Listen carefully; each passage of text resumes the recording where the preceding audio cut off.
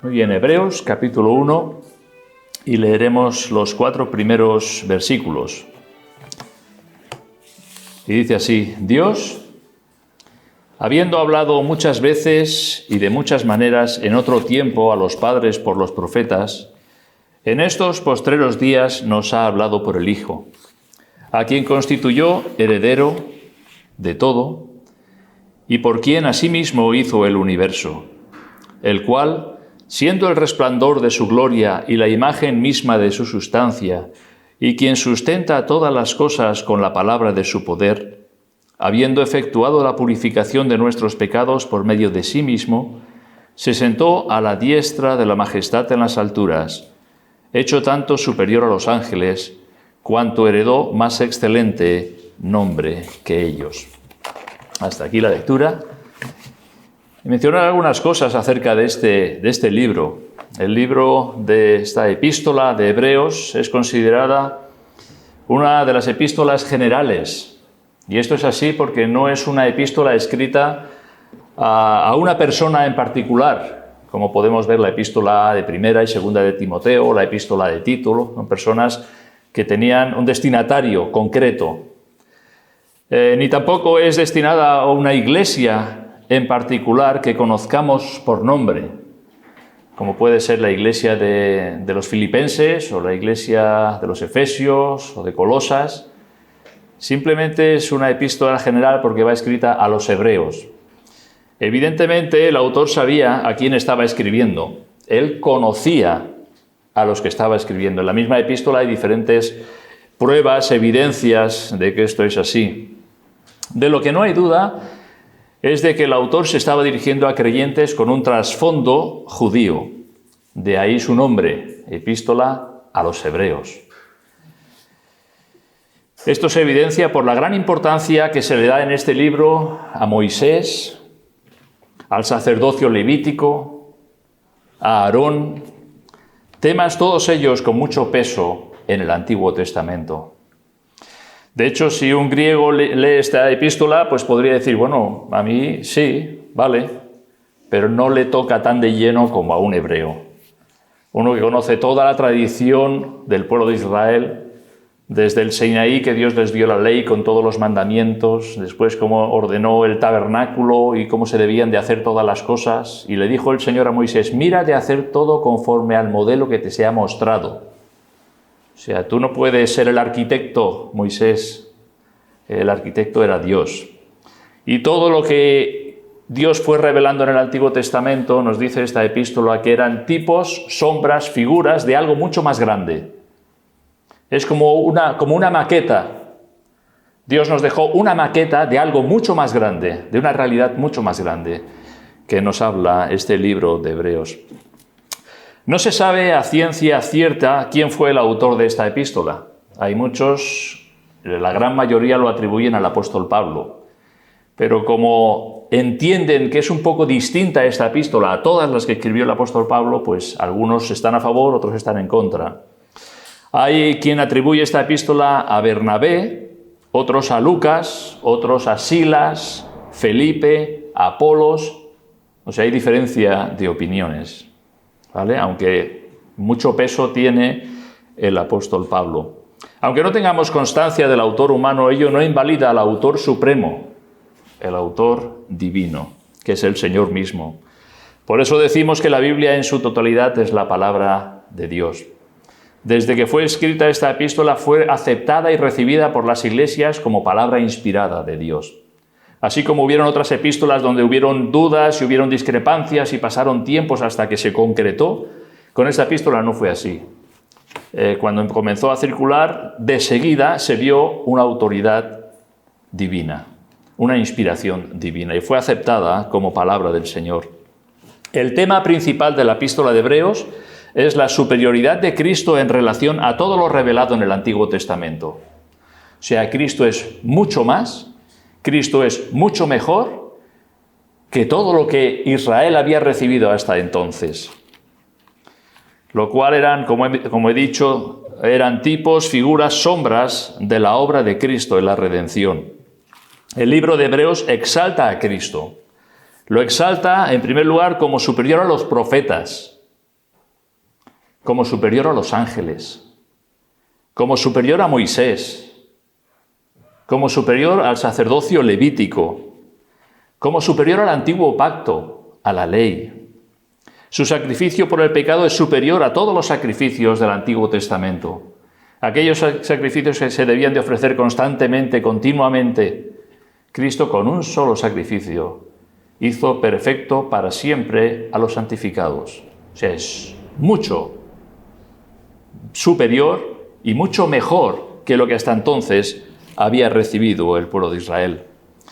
El resumen es este, que Cristo es más y mejor que todo lo que hasta entonces tuvieron. Alguien lo describió así.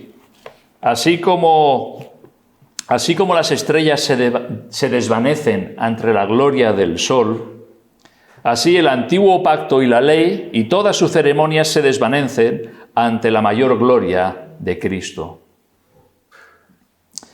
La epístola de Hebreos, como veis, comienza sin ningún tipo de salutación ni de introducción. Es por esto que algunos dicen que creen que no era Pablo, porque Pablo siempre hace su salutación. A los santos y fieles hermanos que están en Éfeso, en Colosas, aquí, allá, aquí no hay ningún tipo de introducción ni de salutación.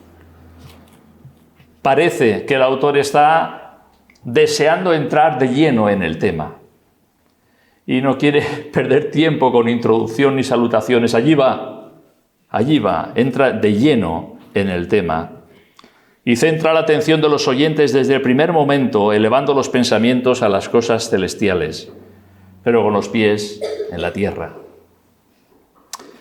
Empieza el versículo 1 de esta epístola diciendo: Dios, habiendo hablado muchas veces y de muchas maneras en otro tiempo a los padres por los profetas. Dios, coma. Así empieza. Dios. Comienza con Dios. Y de hecho todo comienza con Dios, como el Ser Supremo, Todopoderoso, Creador y Eterno. No hay principio de nada sin Dios. En el principio creó Dios los cielos y la tierra. Cuando todavía no existía nada, allí ya estaba el eterno Dios. Decir que Dios no existe es decir que nosotros tampoco existimos, ni este mundo, ni el universo. Como decir que nosotros no existimos es un absurdo, también es un absurdo decir que Dios no existe. Él es antes de todas las cosas. Y todas las cosas por Él subsisten. Dios es el origen de todo. Él creó todo de la nada. Nos dice en esta misma epístola, en el capítulo 11, versículo 3, de modo que lo que se ve fue hecho de lo que no se veía. Y en Romanos 1:20 nos dice que las cosas invisibles de Él, su eterno poder y deidad, se hacen claramente visibles desde la creación del mundo, siendo entendidas por medio de las cosas hechas, de modo que no tienen excusa. Ese Dios que ha creado todas las cosas no solo nos ha hablado por medio de la creación.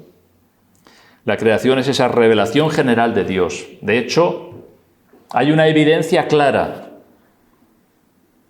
por medio de las cosas hechas de que existe un creador. Alguien que ha diseñado todas estas cosas con esa belleza, con esa perfección, con esa variedad, con esa multitud de sabores, colores, aromas, tantas cosas. Alguien ha tenido que crear esto. Un ser inteligente, un ser supremo, un ser que está fuera de esta creación, que es mucho más grande incluso que esta creación. Esa es la revelación general de Dios por medio de su santa palabra, por medio de la creación. Pero Dios también se ha revelado por medio de las Escrituras. Esa es la revelación específica, la palabra de Dios. Y ahí la tenemos desde Génesis hasta Apocalipsis. Toda la Escritura es inspirada por Dios y útil para cada una de nuestras vidas. Para que nuestras vidas sean transformadas a la imagen del Señor Jesucristo, tenemos este libro. Para que sepamos de dónde venimos, para que sepamos qué hacemos aquí, para que sepamos dónde vamos, Dios nos ha dejado su palabra. Esa revelación específica. Dios, y nos dice, habiendo hablado muchas veces y de muchas maneras en otro tiempo a los padres por los profetas. Dios ha hablado muchas veces. Una lectura del Antiguo Testamento nos muestra cómo Dios ha hablado en multitud de ocasiones. Decir que Dios no ha hablado es como decir que Dios no ha creado. Dios no solamente creó, también habló a su creación.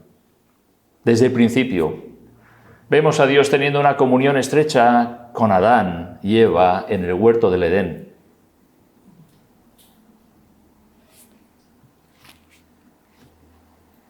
Dios no solamente ha creado, sino que ha hablado. Dios se ha dado a conocer, se ha revelado, se ha manifestado, se ha hecho cercano a nosotros. Nosotros jamás podríamos conocer a Dios si Él no se hubiera acercado a nosotros. Y se ha acercado a nosotros hasta el punto de decir Emmanuel, que significa Dios con nosotros. Dios se ha hecho cercano.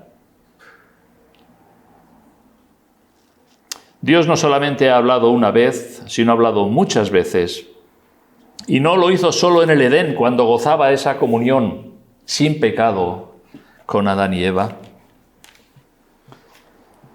sino que también lo hizo cuando el hombre cayó de su estado original y por causa del pecado rompió su comunión con Dios. El amor de Dios se hizo evidente en la creación, pero si cabe, aún se hizo más evidente al querer restaurar lo que el pecado rompió. Dios creó todo perfecto, sin pecado, puro, santo. Y sabemos que cuando el pecado entró en el mundo, echó a perder esa preciosa, perfecta, santa creación de Dios. Pero Dios no se dio media vuelta y se fue. Dios no nos dejó en el pecado. No nos dejó caídos, embarrados en medio de ese lodo, sino que Dios se acercó a nosotros. El pecado a Dios no le cogió por sorpresa.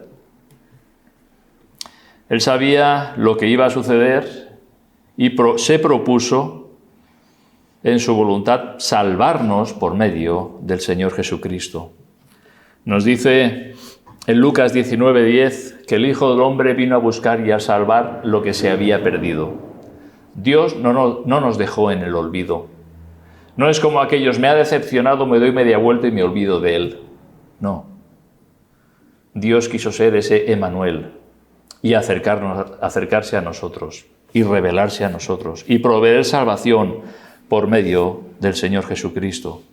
Pero vemos como Dios ha hablado muchas veces en el huerto del Edén, como he dicho, con Adán y Eva. Si veis una lectura por encima del libro de Génesis, ves como Dios habló con Caín. Con Caín, aquel que asesinó a su hermano Abel. Vemos como Dios habló con Noé. Nos dice la Escritura, pregonero de justicia. Nos dice que habló con Abraham, el amigo de Dios. Que habló con Isaac, con Jacob, coherederos de la misma promesa. Vemos como Dios habló con Moisés cara a cara. Habló con Josué, con los profetas. Dios, habiendo hablado muchas veces, y eso lo vemos en todo el Antiguo Testamento. Poco antes de que Jesús viniera, vino uno que era esa voz que clama en el desierto, Juan el Bautista, aquel que iba preparando el camino del Señor, anunciando, arrepentíos porque el reino de los cielos se ha acercado. Dios ha hablado muchas veces. Esta palabra o esta frase de muchas veces también quiere decir en muchos fragmentos o porciones. Por medio de los profetas, Dios fue transmitiendo una revelación progresiva que cada vez iba aumentando. Y esto es así, Dios no dio a Abraham no le dio toma, esta es mi palabra, y le dio las Escrituras. Le iba dando revelación progresiva, poco a poco. Por medio de los profetas, por medio de la ley, todo fue aumentándose, todo fue creciendo en esa revelación progresiva. Así que Dios ha hablado muchas veces, es que nos ha hablado en muchos fragmentos o porciones de una forma progresiva. Y de muchas maneras. Algunas veces Dios revelaba su voluntad audiblemente, como ya he mencionado, por medio, por ejemplo, con Moisés, a quien hablaba, nos dice la Escritura, cara a cara. También hablaba por medio de visiones o sueños. Los profetas fueron los receptores de la revelación divina y los transmisores del mensaje de Dios. Dios hablaba a los profetas, a veces con visiones, a veces con sueños, y ellos, habiendo recibido el mensaje del Señor, ellos lo transmitían al pueblo. Eran esos portavoces de la palabra de Dios. Leyendo los profetas, ¿cuántas veces leemos, así dice el Señor? Y lo está diciendo un profeta, como portavoz de Dios. Así dice el Señor, o vino a mí palabra de Jehová diciendo. Estas fueron frases típicas de los profetas. Cuando un profeta hablaba, un verdadero profeta de Dios hablaba, era Dios mismo hablando y comunicando su palabra. Dios también ha hablado por medio de la ley. De hecho, podemos conocer el carácter santo de Dios por medio de la ley. La ley es ese estándar que Dios nos da y que nos muestra nuestra incapacidad para poder cumplir la ley de Dios. Porque el que quebranta un mandamiento ha quebrantado toda la ley, dice la Escritura. Dios nos habla por medio de la ley. Dios nos habla por medio de las fiestas de Israel, ¿verdad? Nos habla por medio de la Pascua, aquel cordero que debía de ser sacrificado. ¿De quién hablaba ese cordero?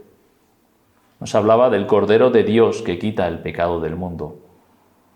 Aquel animalito de 1 año, puro, sin defecto, que debía de ser sacrificado, cuya sangre debía de ser cogida y lo untaban cuando estuvieron en Egipto, ahí en el dintel y en los postes de las puertas, para que cuando pasara el ángel, ellos quedaran libres de mortandad, porque estaba la sangre del Cordero. ¿Qué nos está hablando? Del Señor Jesucristo. En aquel tiempo, como un tipo, como una figura, como algo que anunciaba a ese Cordero de Dios que vendría, que hizo un sacrificio perfecto.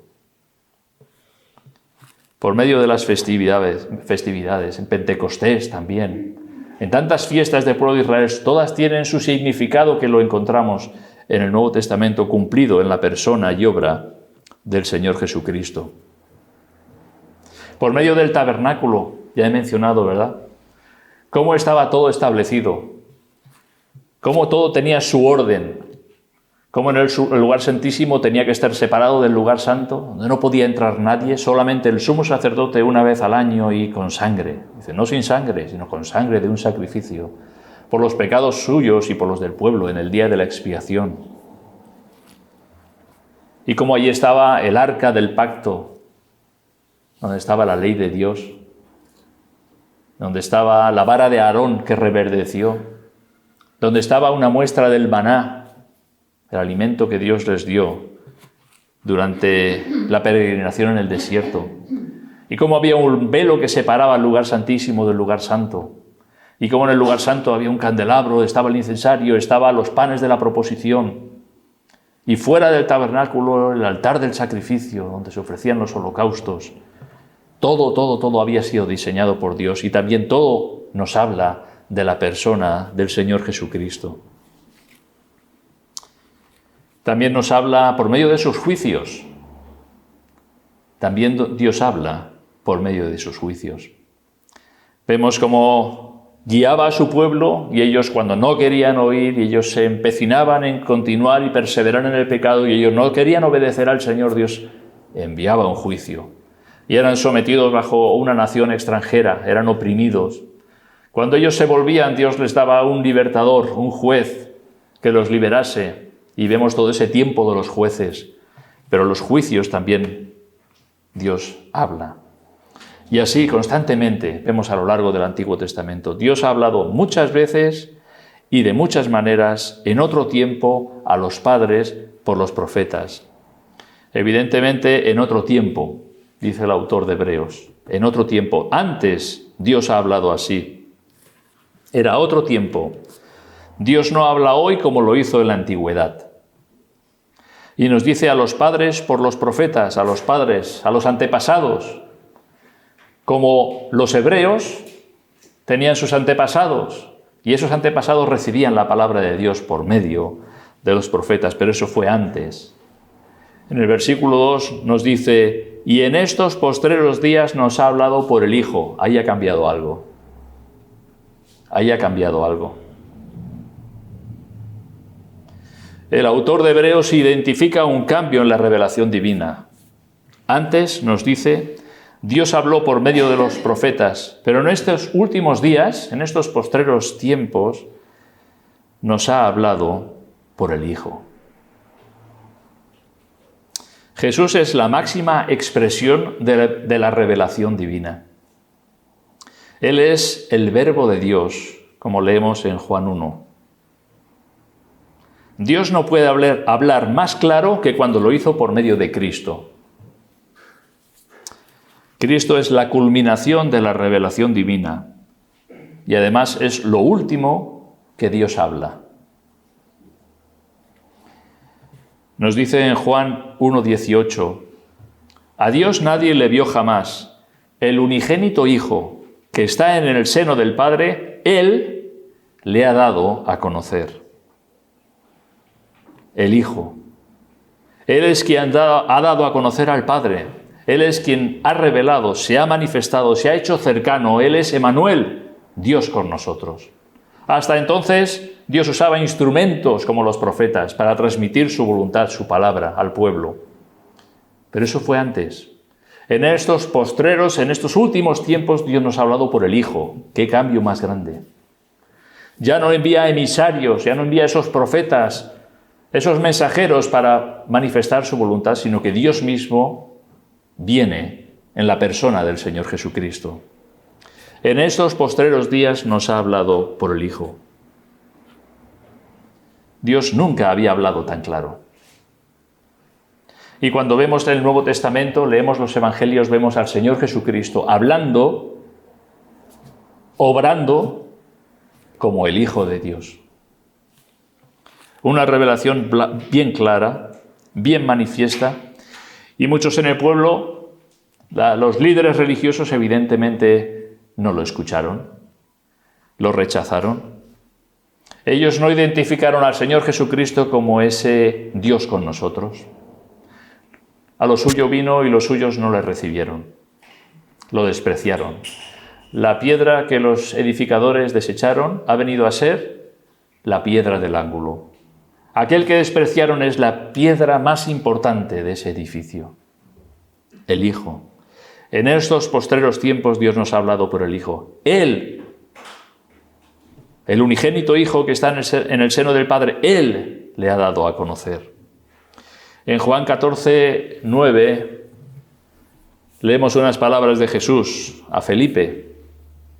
Jesús le dijo, ¿tanto tiempo hace que estoy con vosotros y no me has conocido, Felipe? El que me ha visto a mí, ha visto al Padre. No hay ningún profeta en la antigüedad que pudiera decir estas palabras. Ninguno. Moisés bajaba de la montaña, ¿verdad?, con el rostro brillante de la presencia de Dios. Pero jamás pudo decir, el que me ha visto a mí ha visto al Padre. Jamás. Pero Jesús sí que lo podía decir. El que me ha visto a mí, Felipe, ha visto al Padre. Soy la máxima expresión de la revelación divina. La mayor luz, revelación que vamos a tener de Dios es en la persona del Señor Jesucristo. Luego también en Lucas 10:22 dice, todas las cosas me fueron entregadas por mi Padre, hablando Jesús.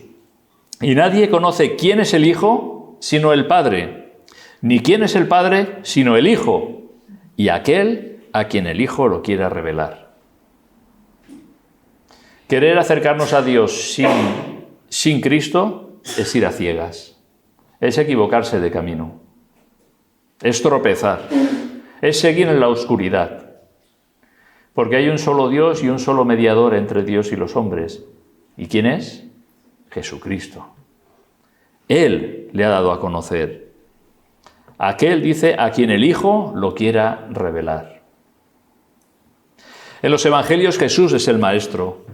Es el que habla por medio de sus palabras y obras.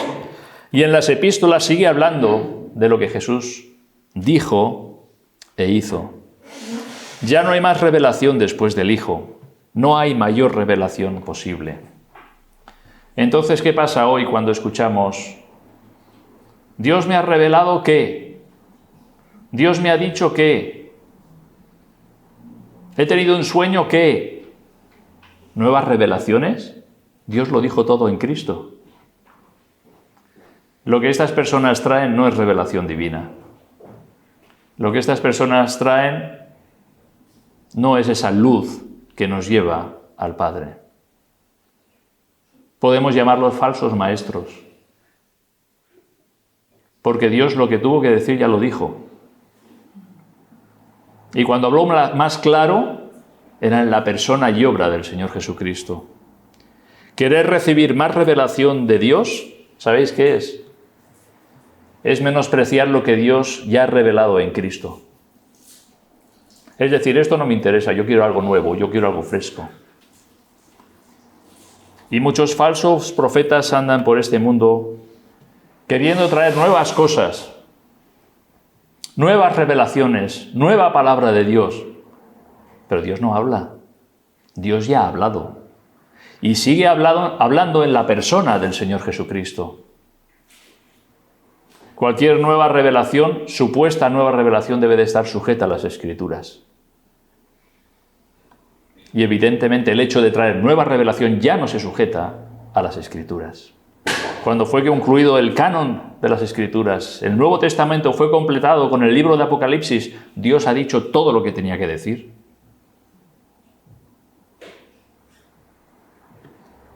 Lo que pasa es que muchas personas no quieren oír.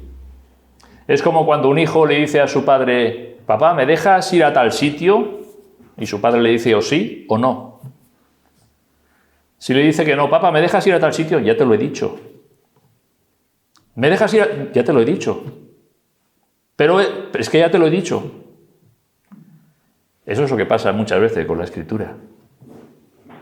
El Señor ya nos lo ha dicho. Es que yo quiero saber algo nuevo. Está en las Escrituras.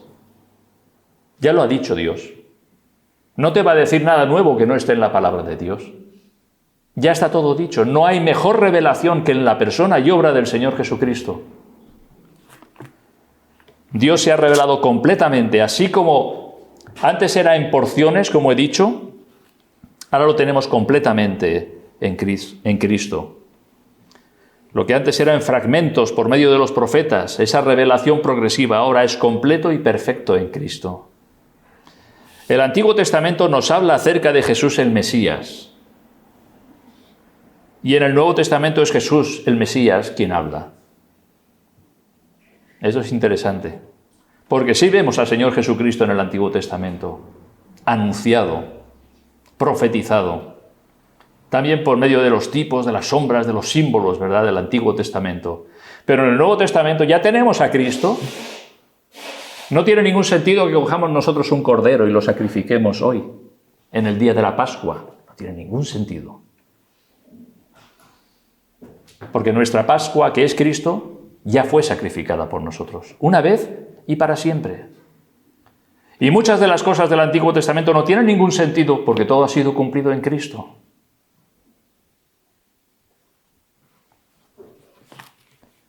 El Hijo es quien habla en todo el Nuevo Testamento. Y si alguien quiere oír a Jesús, no hay nada más que leer y escuchar su santa palabra.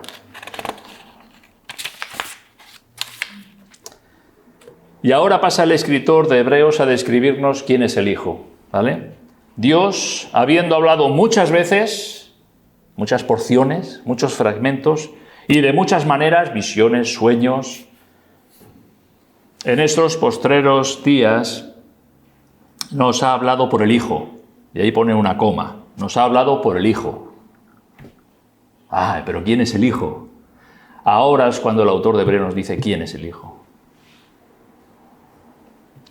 Dice a quien constituyó heredero de todo y por quien asimismo hizo el universo. ¿Quién es el Hijo? ¿No es un profeta cualquiera? Dios lo constituyó heredero de todo y por quien asimismo hizo el universo. Ese es el Hijo. Y a partir de ahí, a través de toda la epístola de Hebreos, lo que hace el autor es exaltar a Cristo. Cristo es más y mejor, incluso que los ángeles.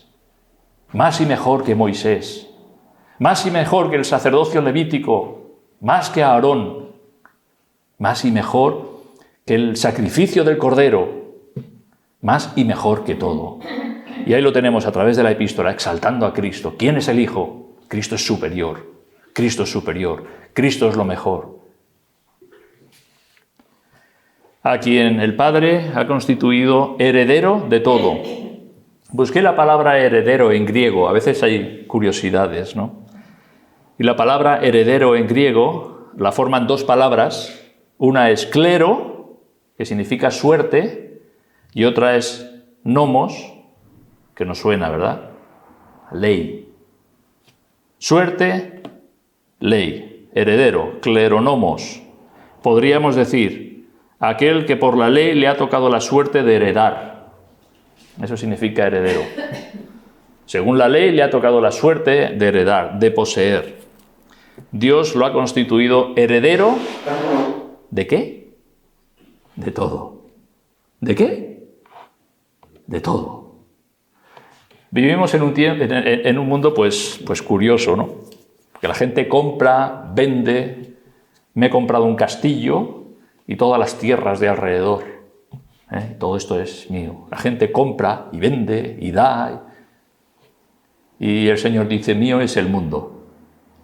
Dice, las cimas de los montes son mías. Y las profundidades del mar también. Todo es mío. Nosotros compramos y vendemos las cosas y pensamos, no, por mucho que compres es un alquiler por un tiempo, porque eso lo dejas, ¿verdad? Todo es pasajero. El Señor ha establecido al Señor Jesucristo como heredero de todo. Del cielo, de la tierra, de los mares, de todo lo que en ellos hay, heredero de todo. ¿Os dais cuenta cómo es más y mejor? Que todo lo que los profetas nos decían en el Antiguo Testamento, que era parcial. En Cristo se ha completado todo. Dios lo ha constituido heredero de todo. Hay muchas disputas familiares por causa de las herencias. Muchas. Cuando son varios los herederos, en ocasiones hay verdaderas batallas familiares. Por causa de la avaricia, por causa de querer tener más. Esa avaricia que en el fondo brota del corazón como esa mala hierba, capaz de arruinar las relaciones familiares. ¿Cuántas familias se han roto por temas de herencia? Cuando son varios los herederos y que a ti te ha dejado y que a mí me ha dejado, pero tú le dijiste y él me dijo, abogados, juicio, hasta que el juez dictamina esto para ti y ala, pa' casita todo el mundo. Hay muchas discusiones. Cuando hay un único heredero, la cosa es mucho más sencilla. Es al que según la ley le ha tocado la suerte de poseer todos los bienes para disponer de ellos y desde ese momento son suyos. Único heredero. Dios ha constituido al Señor Jesucristo como único heredero. No hay más discusión.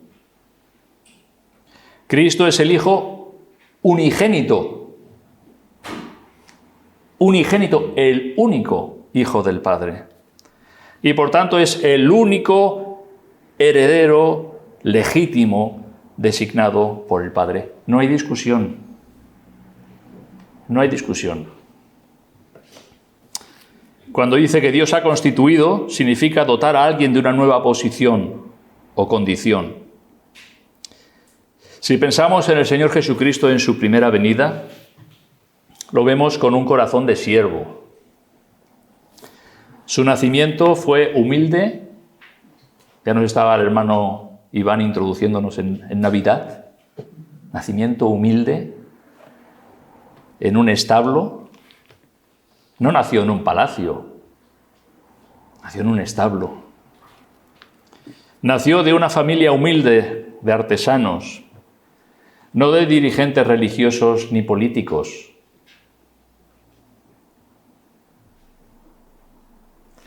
En su vida se mostró manso y humilde de corazón. Su ministerio fue principalmente entre los pobres, necesitados, enfermos y pecadores, principalmente. En su muerte fue como cordero llevado al matadero, nos dice Isaías. Enmudeció y no abrió su boca. Todo ello en la más absoluta obediencia al Padre. Así es el Señor cuando vino en su primera venida. Pero todo ello cambió cuando el Padre le resucitó de entre los muertos. Ahí cambió todo. Cristo pasó a otra posición. Leemos en las Escrituras que ahora está sentado a la diestra de la majestad en las alturas. No hay lugar más alto donde pueda estar. No hay lugar más alto donde pueda estar. Ahí es donde ha estado desde la eternidad pasada. Cuando Jesús estaba en la tierra, ¿recordáis? Padre, glorifícame tú al lado tuyo con aquella gloria que tuve contigo antes que el mundo fuese. Y estando allí en aquella gloria que tuvo junto con el Padre, dice, no estimó el ser igual a Dios o como cosa que aferrarse, sino que se despojó a sí mismo, se hizo semejante a los hombres, siervo, y se humilló hasta la muerte y muerte de cruz. Leemos en Filipenses. Ahí, pero cuando el Señor lo resucitó, Padre, glorifícame tú con aquella gloria que tuve contigo antes que el mundo fuese, y el Señor lo hizo. ¿Dónde está Jesús hoy? ¿No está en un pesebre? ¿No está en un taller de carpintería con su Padre? ¿No está andando en el mar de Galilea con pescadores? ¿Ni haciendo milagros, sanando enfermos? ¿No está en la cruz? ¿No está en la tumba? ¿Dónde está? Sentado a la diestra de la majestad en las alturas, rodeado de honra y gloria, ¿esperando a qué? Nos dice la Escritura, a que el Padre ponga a sus enemigos por estrado de sus pies. Sus enemigos por estrado de sus pies. En su segunda venida ya no vendrá como un cordero humilde. Jesús vendrá como el león de la tribu de Judá. Vendrá como Rey de reyes y Señor de señores. Vendrá como heredero de todo. En Filipenses nos dice, por lo cual Dios también le exaltó hasta lo sumo. Hasta lo sumo. Dios lo exaltó hasta lo sumo y le dio un nombre que es sobre todo nombre, para que en el nombre de Jesús se doble toda rodilla, de los que están en los cielos, de los que están en la tierra y debajo de la tierra. Y toda lengua confiese que Jesucristo es el Señor, para gloria de Dios Padre. Un día todo lo creado, en el cielo, en la tierra, dará gloria y honra a quien es el Señor, a quien el Padre ha constituido como heredero de todo, como heredero universal, legítimo y único de todo.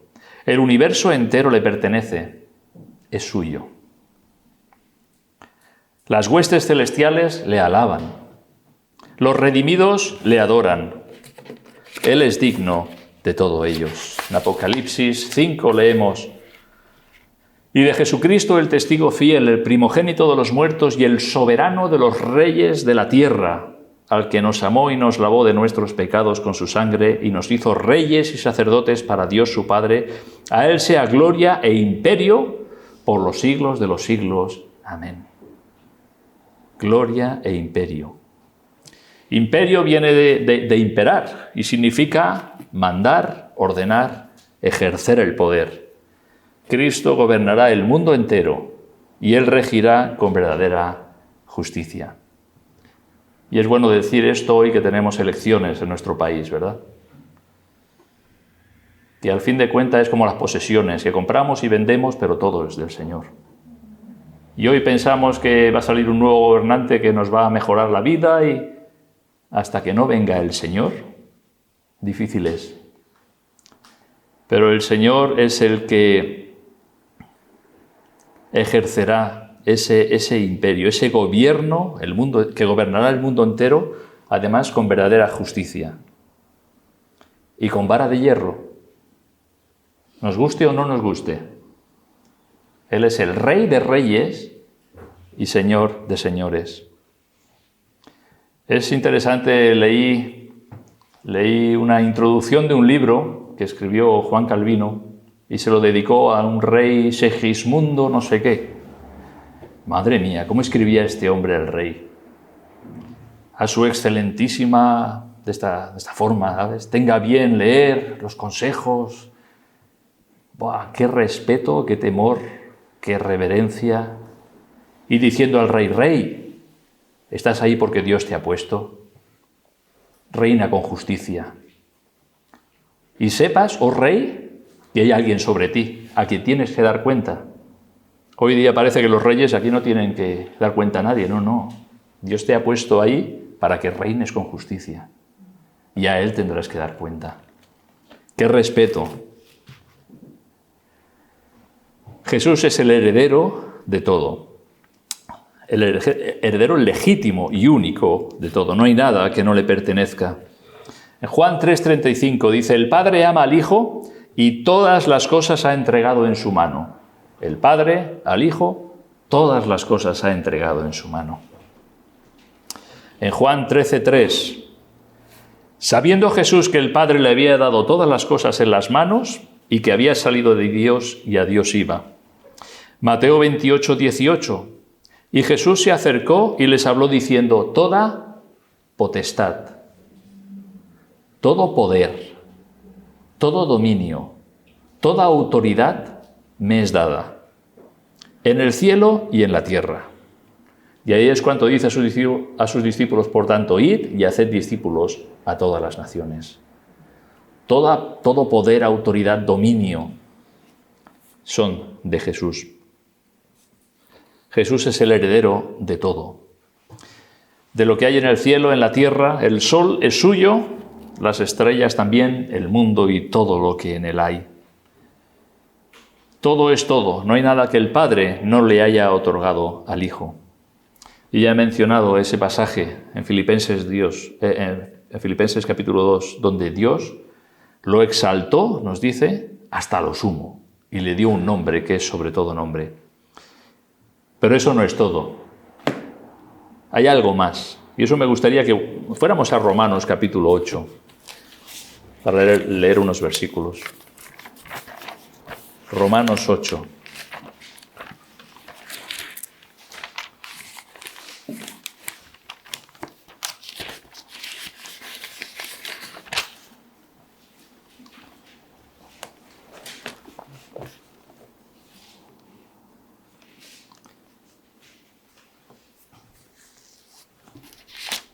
Romanos capítulo 8. Ahora estoy en Hechos, digo, no, esto no es. Romanos capítulo 8, versículo 15 al 17. Pues vamos a leer el 14. Porque todos los que son guiados por el Espíritu de Dios, estos son hijos de Dios. Pues no habéis recibido el espíritu de esclavitud para estar otra vez en temor, sino que habéis recibido el espíritu de adopción, por el cual clamamos, Abba, Padre. El Espíritu mismo da testimonio a nuestro espíritu de que somos hijos de Dios. Y si hijos, también herederos.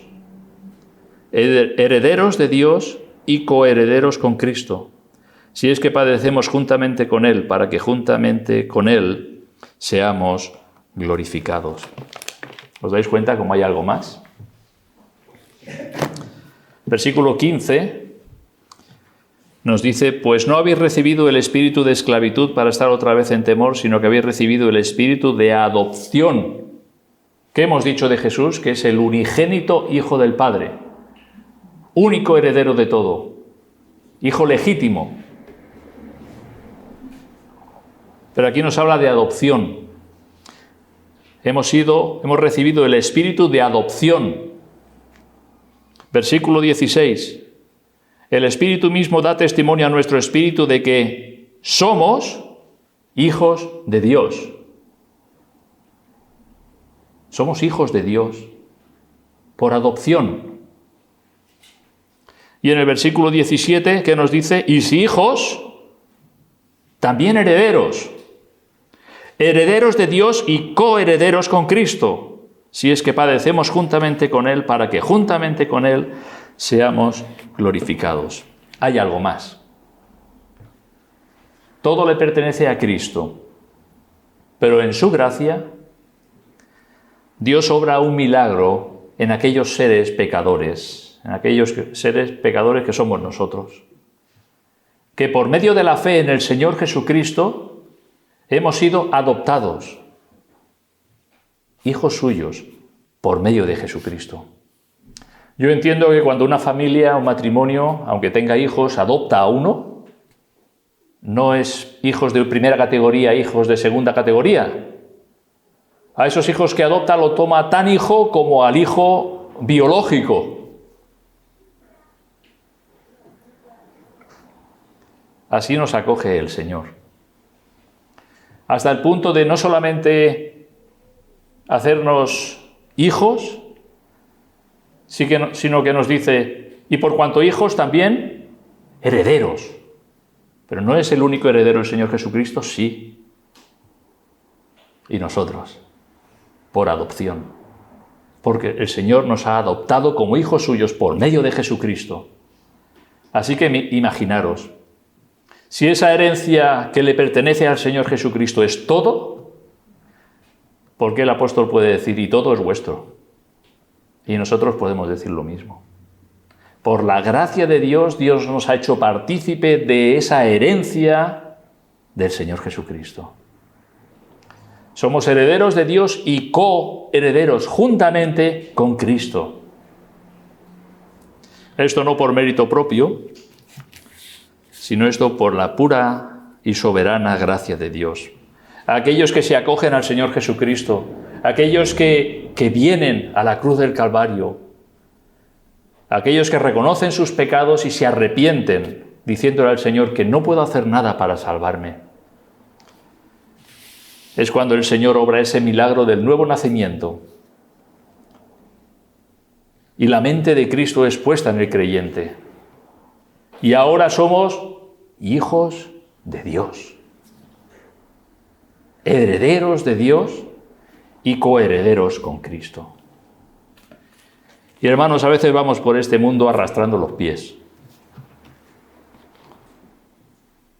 Cuando tenemos esas promesas tan preciosas en la palabra de Dios. Hemos sido adoptados, hemos sido hechos partícipes de todo lo que le pertenece a Jesús. Y acaba el versículo 2, en Hebreos capítulo 1, versículo 2. Nos dice, y por quien asimismo hizo el universo. ¿Vale? ¿Os dais cuenta cómo está hablando del Hijo? Dios ha hablado muchas veces, de muchas maneras, a los padres por los profetas, y en estos últimos tiempos nos ha hablado por el Hijo. ¿Quién es el Hijo? El Hijo es aquel que Dios ha constituido heredero de todo y por quien asimismo hizo el universo. Cristo es la causa que dio origen a todo lo creado. En Colosenses 1:16 leemos, porque en Él fueron creados todas las cosas, las que hay en los cielos y en la tierra, visibles e invisibles, sean tronos, dominios, principados, potestades, todo fue creado por medio de Él y para Él. Y Él es antes de todas las cosas, y todas las cosas en Él subsisten. y por quien asimismo hizo el universo. ¡Ay! ¿Quién es el Hijo? Todo comienza y acaba en Él. Todas las cosas, leemos en Juan 1:3, todas las cosas por Él fueron hechas, y sin Él, nada de lo que ha sido hecho fue hecho. Quitamos a Cristo y nos quedamos sin nada. Este mundo no existiría, este universo, ni tú ni yo, ni las huestes celestiales, ángeles, querubines, serafines, no existiría nada sin Cristo. ¿Quién es el Hijo? El Hijo es aquel que lo va a heredar todo y por cuya causa existe todo lo creado. Ese es el Hijo. Todo comienza y acaba en Él. Cristo es el Alfa y la Omega, el primero y el último, principio y fin, autor y consumador de la fe. Sin Cristo no tenemos nada. Sin Cristo estamos perdidos. Sin Cristo, como dice el himno, vamos en un barco sin timón, ¿verdad? Con Cristo lo tenemos todo. Coherederos juntamente con Él. Así que vemos quién es el Hijo. El Hijo, por medio del cual Dios nos ha hablado, es aquel que es heredero de todo y la causa de todo lo que existe. Y no podemos menos que decir que a Él sea la gloria y que podamos escuchar al Hijo hablando. El Antiguo Testamento hablándonos del Hijo y el Nuevo Testamento el Hijo hablándonos a nosotros. Lo dejamos aquí, que el Señor os bendiga.